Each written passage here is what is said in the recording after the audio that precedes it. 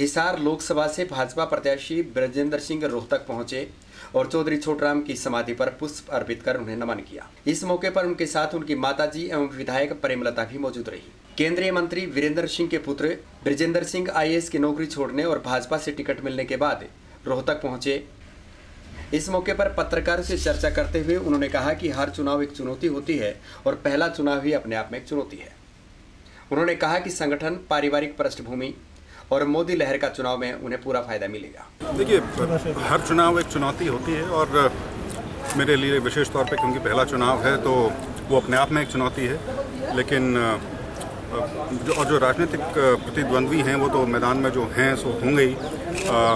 लेकिन मेरा ये मानना है कि जो हमारी पार्टी का संगठन है और जो हमारी एक पृष्ठभूमि है उसका हमें बहुत लाभ रहेगा। और जो मोदी जी के नाम का आज के दिन पूरे देश में जो एक बयार चल रही है उससे मुझे नहीं लगता कि कोई ऐसी लंबी चौड़ी चुनौती हमें हिसार में मिलेगी। आप मुख्य धारा की राजनीति में नहीं रहे, जैसे चौटाला परिवार है, भजनलाल परिवार है, उनके वंशज सामने आ रहे हैं। हालांकि आप भी चौधरी छोटराम की विरासत को आगे लेके जा रहे हैं। कोई इस तरह का कोई दिक्कत आएगी आपको, क्योंकि एक्सपीरियंस आपका नहीं है? नहीं, देखिए, एक्सपीरियंस तो ऐसा है, मैं अभी भी प्रशासनिक सेवा में था तो काम तो उसमें भी सारा जन सेवा का ही है। जो समस्याएं हैं और उन समस्याओं का निदान निकालने का जो भी उपाय निकल सके उसी में रहे हैं। और दूसरा ये है कि जैसे मैंने कहा कि जो मेरी पारिवारिक पृष्ठभूमि है वो ऐसी है कि मैं राजनीति से औपचारिक तौर पे नहीं लेकिन अदरवाइज़ सामाजिक और पारिवारिक तौर पर तो बचपन से जुड़ा हुआ हूँ, बचपन से देख रहा हूँ। सो मेरे लिए कोई ये नहीं है कि कोई नई चीज़ है। हाँ, औपचारिक तौर पे मैं इसमें कदम अब पहली बार रखा। राजनीति में आने की वजह क्या है, किसके आधार पर? यदि मैं ये कहूँ कि मेरी दिलचस्पी तो पहले दिन से थी तो गलत नहीं होगा, लेकिन एक अपनी पहचान बनाने की दिल में एक थी तो उसी कड़ी में मैंने प्रशासनिक सेवा के लिए पढ़ाई की थी और उसमें मैं रहा और 21 साल तक अपनी सेवा वहाँ दी।